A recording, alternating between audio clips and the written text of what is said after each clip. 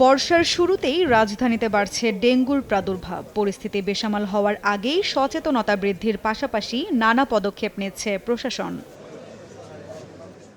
বুধবার রাজধানীর মিরপুরে পরিষ্কার পরিচ্ছন্নতা কার্যক্রমের পাশাপাশি সচেতনতামূলক কর্মশালার আয়োজন করে ঢাকা উত্তর সিটি কর্পোরেশন। উপস্থিত ছিলেন স্থানীয় সরকার প্রতিমন্ত্রী শাহে আলম ও বিরোধী দলীয় নেতা এবং জামায়াতে আমির ডাক্তার শফিকুর রহমান। সরকারের একার পক্ষে নাগরিক সমস্যা সমাধান সম্ভব নয় জানিয়ে জনগণকে দায়িত্বশীল হওয়ার আহ্বান জানান বিরোধী দলের নেতা। যে কোনো সহযোগিতায় তার দল পাশে থাকবে বলেও আশ্বাস দেন। নিজের গার্বেজটা আস্তে করে নিয়ে ড্রেনের মধ্যে ফেলে দিই, ঝাড়ু দিয়ে ড্রেনের মধ্যে ময়লাটা ফেলে দিই। তো সরকার ডেইলি একবার তো আর ড্রেন পরিষ্কার করতে পারবে না। এই ড্রেন পরিষ্কার করা হবে ইনশাল্লাহ, কিন্তু এটাকে রক্ষা করার দায়িত্ব আপনাদের। যদি সরকারের সংকট উদ্যোগে বিরোধী দল আমরা যথাযথ সহযোগিতা করি, আমরা একটা ভালো দেশ করতে পারবো ইনশাল্লাহ।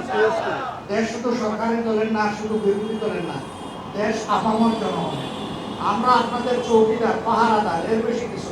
তাই আজ শুধু আমি নই, সবাই জানে সাদার আরেক নাম ফার্স্ট ওয়াশ ডিটারজেন্ট পাউডার। পানি, গ্যাস, জলাবদ্ধতা একদিনে দূর করা সম্ভব নয় জানিয়ে ডিএনসিসি প্রশাসক বলেন, সংকট নিরসনে ইতোমধ্যেই কার্যক্রম শুরু হয়েছে। মাননীয় প্রধানমন্ত্রী সারা বাংলাদেশের ন্যায় ঢাকা উত্তর সিটি কর্পোরেশন, দক্ষিণ সিটি কর্পোরেশন সব জায়গায় তার নির্দেশনা আছে। জনগণের অধিকার যেটা, সেটাকে অন্তত পক্ষে কিছুটা হলেও লাঘব করতে হবে। একদিনে সবকিছু করা সম্ভব নয়। যতটুকু আমাদের অগ্রাধিকার ভিত্তিতে আমাদের সাধ্যের মধ্যে আছে, সেটা আমরা আন্তরিকভাবে চেষ্টা করে সেটাকে একটা সমাধান করব। রাজধানীর পিছিয়ে থাকা এলাকাগুলোর উন্নয়নে নানা উদ্যোগ তুলে ধরে স্থানীয় সরকার প্রতিমন্ত্রী শাহে আলম জানান, সরকারের সঙ্গে স্থানীয় নেতৃত্বের সমন্বয়ে কিশোর গ্যাং, অবকাঠামোগত সংকট ও অন্যান্য নাগরিক সমস্যার সমাধান দ্রুতই সম্ভব। স্থানীয় সরকার মন্ত্রণালয়ের অনেক গুরুত্বপূর্ণ বিষয় আছে আমাদের এলাকার উন্নয়নের সাথে।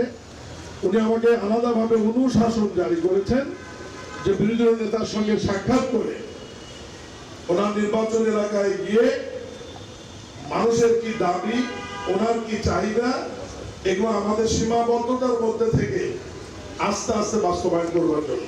ডেঙ্গু প্রতিরোধে নগরবাসীকে আরও সচেতন ও সহযোগিতার আহ্বান জানানো হয়। মাধবী তন্নি, সময় সংবাদ, ঢাকা।